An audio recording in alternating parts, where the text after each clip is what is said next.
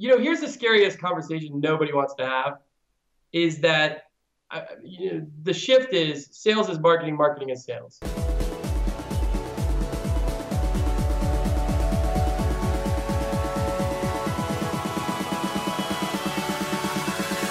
Hello Sales Nation, I'm Will Barron, host of the Salesman Podcast, and welcome to today's show. On today's show we have the return of Jack Kosakowski, and we're diving less into social media, social selling, which he is an expert in, and more into the path from B2B sales professional selling CRM and SaaS software to becoming an expert in his field. He's got a whole bunch of fascinating insights, and there's a whole lot to go out with this episode, so I hope you're going to get a lot of value out of it. You can find out more about Jack over at jackkosakowski.com. There's a whole load of stuff coming on salesman.red about personal branding, because I think it is bang for buck, probably the biggest, most powerful thing that salespeople can do at the moment to improve their ability to close and a whole bunch of other things. So make sure you check out salesman.red over the next few weeks to see all that content that's coming. And with that all said, let's jump into today's episode. Hey Jack, and welcome back to the Salesman Podcast. Oh man, this is my third one. I love this thing. I'm gonna make this maybe my second career. I love it, Jack. I love it, Jack. And Jim Keenan, I think, is the only other person who's come on 3 times. And we need to get both of you guys on a show. And for the audience as well, slight slide note that we're going to be doing more multi-people episodes moving forward. Even perhaps by the time this show comes out, I've got a couple in the diary. So just as something to look forward to for the audience. But on today's show, Jack, I want to talk about personal branding. It's something that I'm on a bit of a rant on about at the moment. I feel that, and tell me if you agree with this, because your thoughts are important here. It seems we're going to dissect your personal branding and the way you've gone about things, which I think is excellent. Do you agree that in perhaps 3, 4, 5 years' time, the salesperson who is seen as the mini celebrity, the mini thought leader in the industry, are they going to have a kind of just a huge advantage over everyone else who's trying to catch up at that point? Oh, yeah, it's already happening, right? I can tell you I'm living it. So, here's the scariest conversation nobody wants to have is that the shift is sales is marketing, marketing is sales. There's no other way around it. And, you can say that, the pound the phone and quantity over quality, but those days are over. The data's out. It's it's gone from fluff, right, to actually, data and research proving this stuff. And now it's do or die, right? So sales reps either got to decide, do I want to do what everybody else is doing and get the same results as what the other 80% are doing? Or am I going to dig deep? Do I really want to make a heavy commitment to this? Because, social selling or social selling or personal branding per se, right? Which I kind of put in the kind of the same bucket. It's not that you're just doing social selling now or personal branding now. You got to look at, okay, I've got 30 years left in my career. What am I going to do now, to build the reputation and credibility? And you'd be an idiot if you didn't want to put the time into a personal brand. Especially if you got 30 years left of your career. You want to work hard or you want to work smart? It's up. People got to figure that out. Well, let's just put it in perspective before we dive into you personally. For the salesperson listening, they might be slightly skeptical. They're still making great money right now. They are perhaps doing bits of social selling, but they're not actively trying to position themselves as the industry expert or one of those known industry experts. They're happy that they are just can go into a conversation and can show that they're an expert in the conversation. They're not sold on the idea that they should be an expert when they're Googled before the meeting even occurs. What do you say to them? Is it worth an hour a day or whatever the times doesn't really matter, but an hour a day over the next 4 years, is that worth it at that end point? Is that more substantial? Will they have made more money by doing that than selling for an extra hour in that day and cold calling, cold emailing, across that period instead? Well, test it, right? I don't want to tell you that yes or no, but what I'll tell you is, okay, I was at a sales hacker meetup last night, and I don't know if you know who Dan Tyre is, right? But Dan Tyre was the 5th employee at HubSpot, okay? And he's the director of sales. He's still, they went IPO. Dan's had a lot of startup. He's the startup king in Phoenix right now. But the one thing he said to me was, you spend 20 hours cold calling and I'll spend 1 hour blogging and we'll see who wins. And then he looked at me, right? I'm like, Amen. I mean, I can tell you right now, I could dial till I'm blue in the face. I could write one really solid blog post, add tons of value, and the cold call. Yeah, you think it's an instant result, but is it? I mean, yeah, you might set a demo. How many of those show? And then when they do show, how many of them are at the right decision maker level? Because anybody can set an appointment with the bottom of the barrel line because they don't, they want to kill time, right? It's like, I don't have to work. I can go look at something. So, there's all these variables where you get these people that argue about cold calling. And the other thing is, I just don't believe in it, right? Like, I don't want to sell to people and interrupt their day. I don't want to ask for something I haven't earned. So, right or wrong, I mean, that's up to you. But I can tell you that if you start thinking value first, which is what a true personal brand is going to do, it's giving true value proactively versus reactively, and looking at something and going, oh, well, I'm behind my quota now. Well, if you're behind your quota and it's almost quarter in, you're probably not going to hit your quota anyway, especially if you have a history of not hitting it. So you got to change, right? If you're the 80%, I mean, you're probably been cold calling and doing all the KPIs your boss told you to do, but they're not working. So I would tell you, first you got to dig deep. I think, to build a personal brand, you got to know what the hell you're talking about. And it's got to be a deep level of knowledge, right? Yeah, we'll come on to that in a minute. Just final point on this, just to emphasize it. In 5 years' time, will all sales and marketing be inbound, or will there still be, in the B2B space specifically, will people still be cold calling? I just can't see people cold calling. I mean, I just can't see buyers. I can't see buyers ever effectively wanting to take a cold call. I think it'd just be pissing people off. Well, right? let me rephrase it, re-question it then. Will cold emailing be dead? No, I don't think cold emailing will ever be dead. I think, I had this great question because we talked about this last night, and I don't think anything's dead if it's done right. Right? I mean, why, cold calling, could somebody cold call in 5 years? Well, I mean, there's a few people, right? 1%, I would say, of sales reps that are really good at calling somebody out of the blue and effectively transitioning into a conversation, and getting people's attention. Maybe that, there's always going to be people that are good at that. And then cold emailing. I mean, I worked at Acton. We would buy lists and, they scaled to a $50 million company with cold lists. Tons of good content though, tons of money spent on content on the front end, and then, sent out to, the right buyer persona. So do I think it's going to be a less of an impact on the bottom line? Absolutely. But I do believe that there will always be people that will be really good at something, and, they'll be able to keep it alive, but not as open. Because the reason I asked that, and we'll get into you now, is that I feel that a cold call becomes a warm call if the prospect knows who you are because you're an industry expert. It changes the whole paradigm on its head then, and it allows you to still be proactive with all of this, but you're running off the trust and reputation that you've built up, even though you haven't perhaps directly spoken to that person. But I think that that's a wordplay, right? Like, I think that, you had all the anti-social selling salespeople, or, sales thought leaders, and all of a sudden they see that it's working and they go, oh shit, I'm going to call it. Well, I didn't think it was cold calling. I was talking about warm calling. I mean, come on. Like, if you call somebody out of the blue and they don't know who you are, no, but that's what I'm saying. If you are an industry expert through other means, and then you call someone, they've got to pick up the phone, which is the first problem because they're not going to answer to a random number. But if you get past that, then they're going to go, oh, you're adding value to them by. If Gary Vaynerchuk called me now, I would, again, I probably wouldn't answer the phone because I didn't know the number. But then I'd be like, oh shit, Gary Vaynerchuk. And then I'd listen and I'd take on board what he's saying because he's built value and trust in my mind through being a thought leader. So that's the only differentiation I was getting at. There wasn't conscious wordplay in there from my side.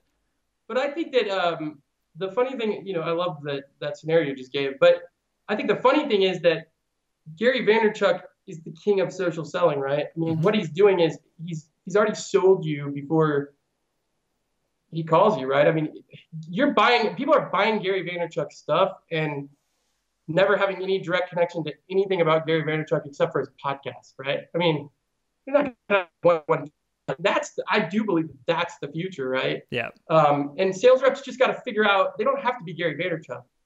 But I know we'll get into this here in a minute. Yeah. Well, look, man, I still get Gary comments on our shows quite often. You know, probably once, twice a month it happens, and I still get excited about that. Even though I still can't get him on the sodding show, but that's another conversation altogether. So, Jack, I want you to take us back, and this might have been a gradual process. It might have been a real clarifying, crystal flying, whatever that word is, moment, and take us back there. Was there a point when you knew that you were not just going to, and this might have been Acton, it might have been before that, I'm not sure. Was there a point when you knew that you wanted to work on your personal brand, become, essentially you're an expert in the social selling space? Was there a point when you knew that that was the goal and you wanted to start working towards it? Or did it kind of fade and happen and gradually turn into a journey? You know, I think I didn't really know I was building a personal brand. I don't think I ever actually, when I started, had any idea what a personal brand was, to be honest.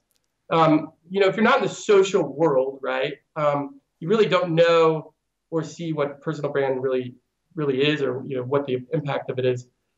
Because, you know, people look at Gary Vaynerchuk, they think he's like a media figure, right? They're not thinking like, oh, wow, this guy came up on YouTube. You know, most people don't really probably even know the backstory. They just think he's some guy with a huge media budget that, you know, has been, you know, around for a long time. But what people don't realize is, you know, the cool thing about social media and personal branding is that there's not a lot of sales reps that have ever done this, right? Most of the people that have done this are marketers, plain and simple, because they know how they use the tools and social and all that. So I didn't know that. I was in sales. I didn't even know that salespeople had personal brands. You know, I thought you were either author, you know, that was a personal brand. Was you wrote a book and everybody read your book and they thought you were awesome.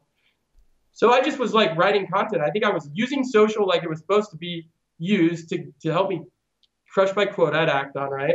I didn't even have a Twitter account when I first started at Acton. I mean, it was 6 months into, you know, being in sales there that I was like, a friend told me, you got to get on, you know, if you're having success with LinkedIn, you should try Twitter. Once I got on Twitter is when, you know, I started to write some LinkedIn publishes, and then I shared it on Twitter. And I mean, I think I was just writing because I was so pissed off that everybody thought social selling was fluff at my company at the time. And I'm like, no, I'm going to show you, you know, here's how I did something.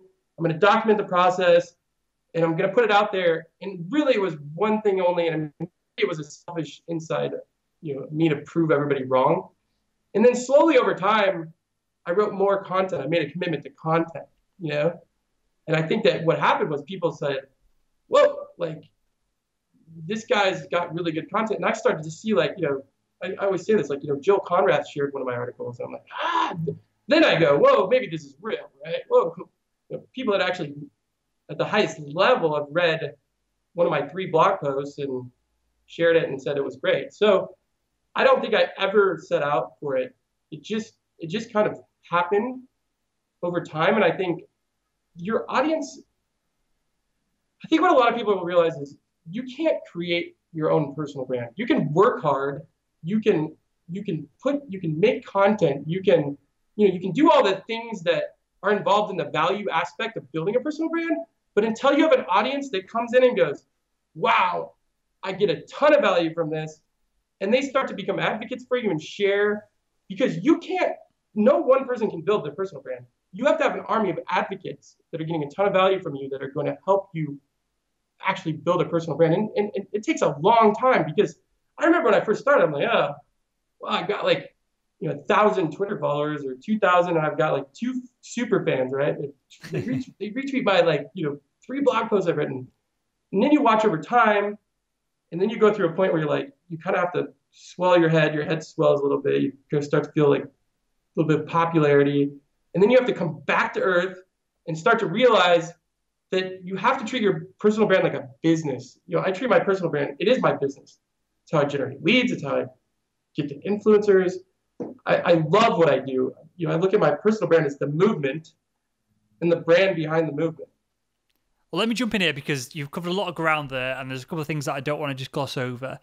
The first one, I think your exact words were, you can't create your own personal brand. So this is something that I wanted to dive into, because clearly you've had great success in this.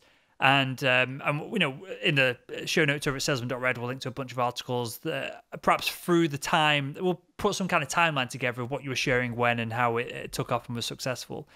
But if you're saying you can't create your own personal brand, for the salespeople listening now who want to create their own personal brand, should they be setting a goal and a target of, in 12 months' time, I want to achieve X? Or should they be reverse engineering it? How essentially, from your perspective of, in 12 months' time, they should say, well, I want to have created this much content and had this much engagement and created this much audience. Is that the better way to go around things? I don't think you should measure KPI numbers as far as like impressions or followers. I mean, some of these niche industries, right? You might only have, let's say you're selling like a special manufacturing equipment. You might go look at the data, right? The social data, and there might only be 600 potential buyers for your industry on there. That's okay, right? Because I always say that there's going to be more. Even better, right? Yeah. But really what you need to do is you just need to create some really niche content, and it might not even have to be a lot, because the problem is it's probably not a lot of other people writing this niche content because they're probably laggards. So now you go, okay, I got to get super laser focused on what are those 600 people. I'm going to go do my research on these 600 people. What makes them tick, And who are those people? Because that's important as well. Is this the person buying, or is this the people who live around the buyer? Well, there's three, right? There's, the first one is your actual buyer, right? But what a lot of people don't realize is a lot of times your buyer might not be on. So you're probably not going to see any buyers on social because they're CEOs at a big company that are in their 50s. They're not getting on Twitter at 55, I'll tell you that, right? So then you got to go to the second layer, which is the influencers around the industry that are actually the ones that the 55-year-old is paying a lot of money to actually be on Twitter and influence their buying decision. And that's usually an external source, right? That's usually consultant, industry, leaders, whatever, Forrester, something like that of your industry. And then the third one is the buying committee, right? So that's like, where like a LinkedIn sales navigator comes in, because you go, okay, Bob Higgins in Nebraska, the CEO, he's on LinkedIn, but he's nowhere else to be found and he's barely active.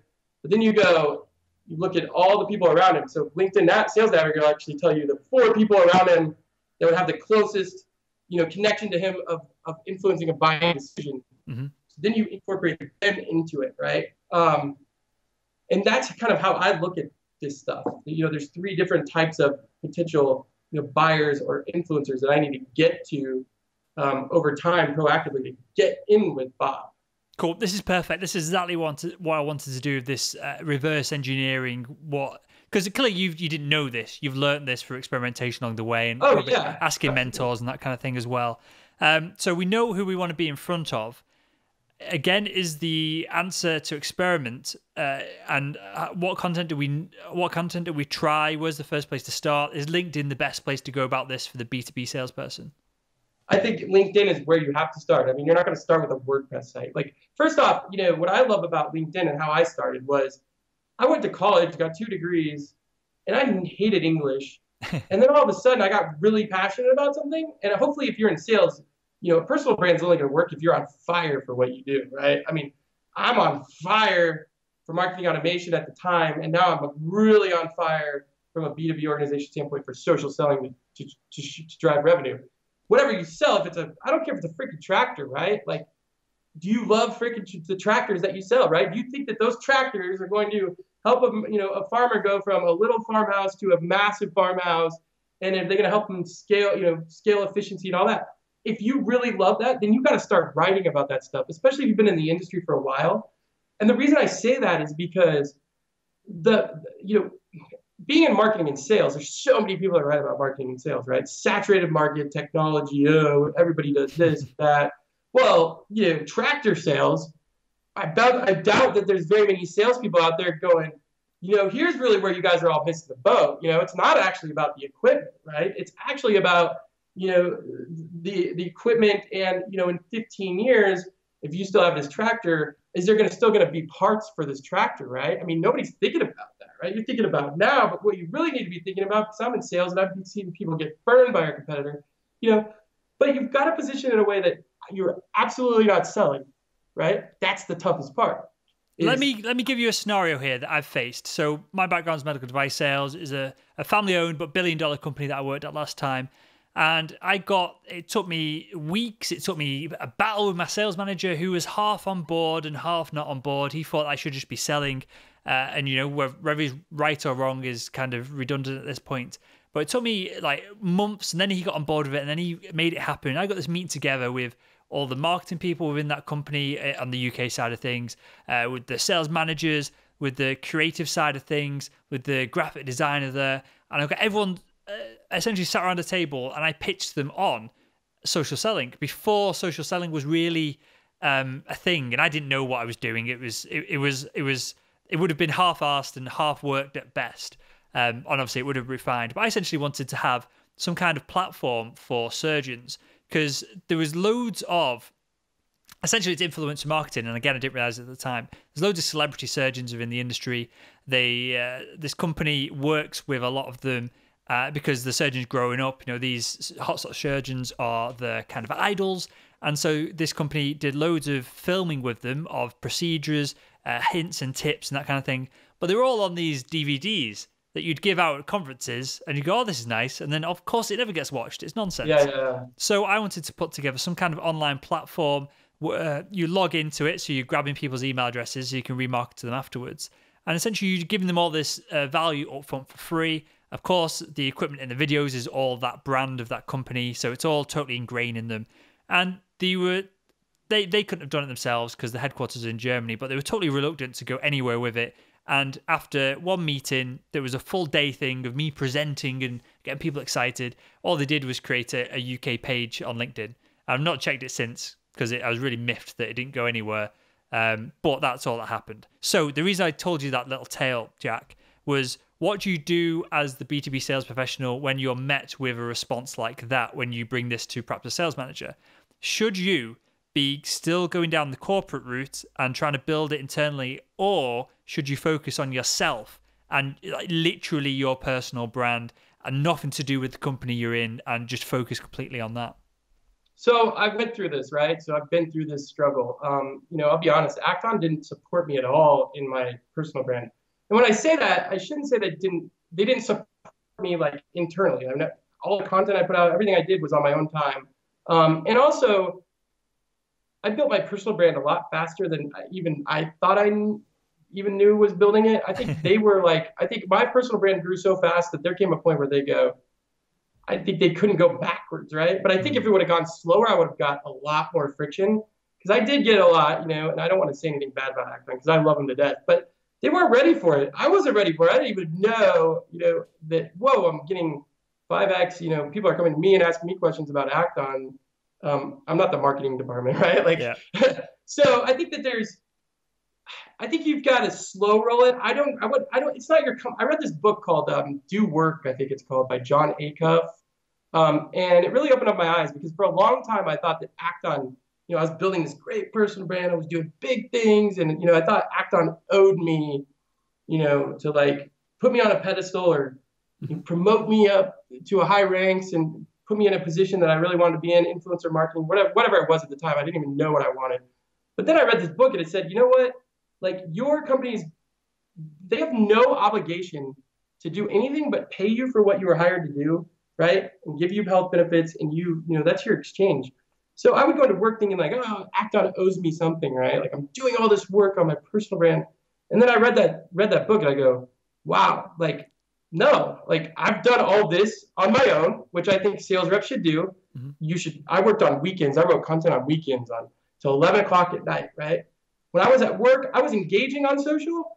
I was sharing stuff, but I wasn't, like, doing all the extra stuff, because it wouldn't have been right to do that, right? You have to dig deep with a personal brand. I mean, there's a lot of commitment, and it shouldn't be on your company's dime, especially in the beginning, because they're not obligated to do that. And then as you grow, you have to figure out on your own, like, when you get to a certain point where your company's just not feeling it, you either have to tell them, we have to compromise with them or try, or you have to leave. I mean, I think that's where a lot of sales reps go wrong, is they think it's up to their company to help support them. It's not. That's not your company's job, and I don't think it ever will be an organization's job to support you. Now, with that being said, there's a sales director, VP of sales, Peter Caputa at HubSpot, and he wrote one of the best articles I've ever read.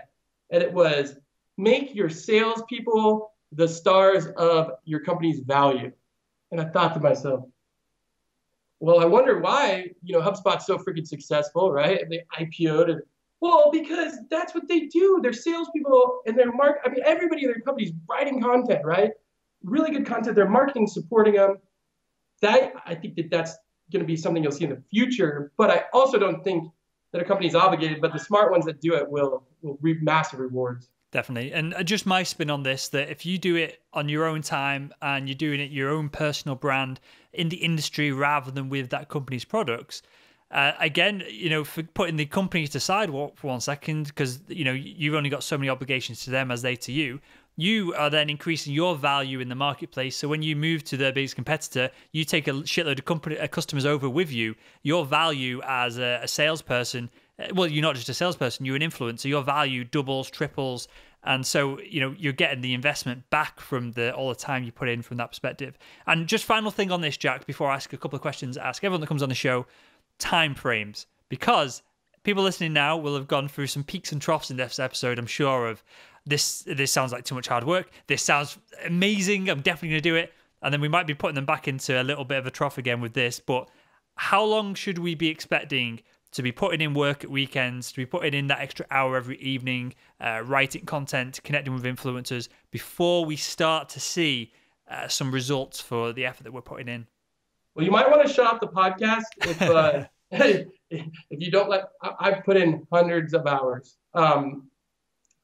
But I don't feel like it's work. So there's the first thing is, lots of people would say I put in hundreds of hours of work, and I'd say I've spent hundreds of hours doing something I love, right? So I guess that's disconnect. You got to figure that out, because if you don't love it, don't do it.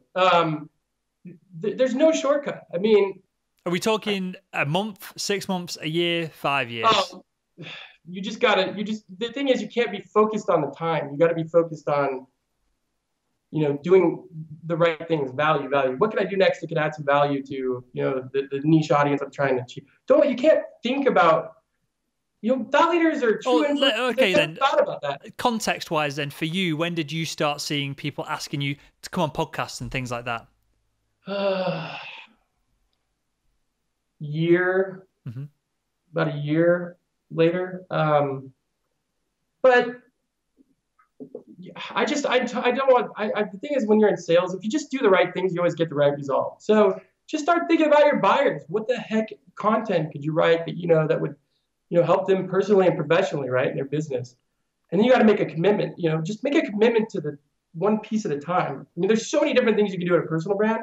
Maybe just start with, hey, I'm going to create my Twitter profile. I'm going to send out 10 tweets on the industry's top content. I'm going to, make sure I optimize my LinkedIn profile. I'm going to make it look really good, so I actually look like I'm somebody you should buy from. Start there and just make a commitment to the content. The second piece to that is, then you got to make a commitment to posting your own content, right? A true personal brand, you can only share other people's content so much. And then you've really got to come out with the content that's, so much massive value that people actually read it and go, wow, they actually are smarter than the other 99% people in the industry. And that's when you become a true influencer. But you just gotta have the right motive. It's all about motive. What's your motive? If your motive is to become an influencer in your industry, probably won't happen, because it's a self-serving motive, right? If your motive is, I want to crush my quota, right? I never want to have to beg for another piece of business again, and I want every single buyer to know me before I ever call them, and I want them to respect me and want to actually have a conversation with me, then you go for it, right? Motive. Amazing. Wise words there, Jack. I appreciate that. A couple of questions to ask everyone that comes on the show. Let's run through these quickly because I'm conscious of time here. First one, desktop or laptop? Laptop. Nice. Dollar size if possible. What's the biggest deal you've ever closed? 1.1 million. Nice. Who is the world's greatest salesperson? Tony Robbins right now. Definitely. Tony Robbins on fire, baby. Like, that guy is just, dude. I mean, my grandfather is the actual best, quote unquote, salesman, but I'm going to tell you right now, Tony Robbins could sell me anything all day, any day. Definitely, definitely. What does the first 60 minutes of your day look like? A lot of this. I, I wake up, you know, just I'm on my mobile checking social. I mean, my life is social, right? So I'm on social for the first hour of my day. And And final usually one. engaging. I'm usually responding to people and Yeah. things like that. I like to take that time. Cool, and that's important as well. And clearly, as you become more and more ingrained in the industry, that's more and more. I was going to use the word burden then, but that's totally the wrong word. It's more of a commitment that you've got to make. Because I'm finding this now. I've always been shit at going through emails, but as I get more and more every day, and especially the hardest ones to not respond to quickly are when Sales Nation, the audience, when they ask me questions about their careers and what they should do with this deal and this kind of thing, and I always prerequisite in that you're probably asking the wrong person here, and then give my thoughts afterwards. But it's a difficult thing to try and keep on top of. So I guess that's I'm gonna give one personal branding pro tip. Sure. And that is that nothing you do will ever be successful at building an audience if you don't engage. And when I say that is you got to go. If anybody is an advocate for you, you got to be an advocate for them. But even more importantly, you have to proactively go out and build advocates by being an advocate for somebody else first. And that's how a true personal brand. I mean, you can do all the content in the world, but if you don't stay engaged with an audience, they'll leave. Your audience will leave as fast as it came. And I've seen it happen to many people. Amazing, amazing. And final one, Jack, you kind of answered this. Oh, well, not kind of. You've answered this twice already, and the other times you've been on the show. So I'm going to reframe it for you.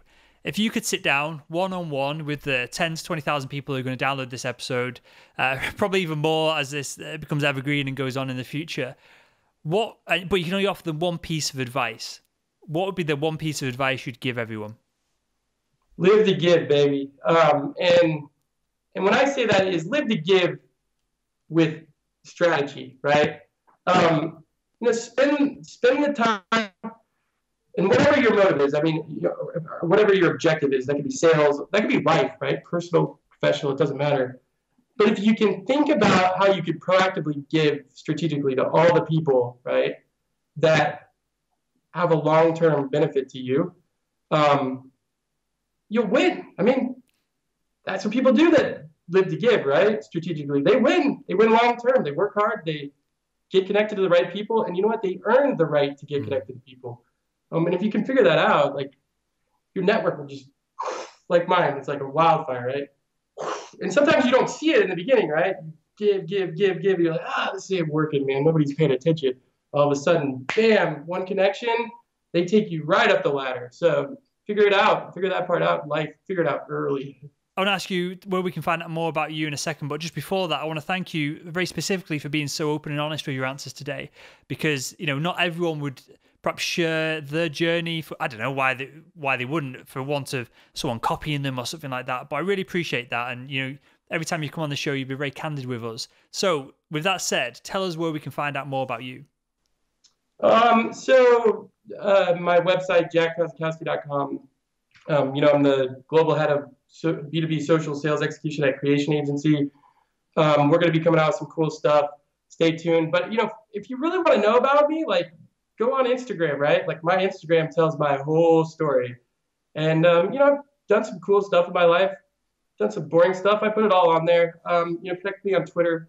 I tweet all day. I live on there. It's my phone.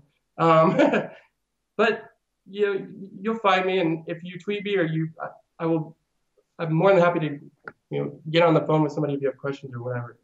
Amazing stuff. I appreciate that. The audience will as well. And with that, Jack, I want to thank you for your time. Again, thank you for sharing your journey. And perhaps in 2 or 3 years' time, we'll come on before that, I'm sure. But it'll be interesting to look back at this episode and see how both you and I have grown in our networks and our audiences as well. I think that'd be a really intriguing episode.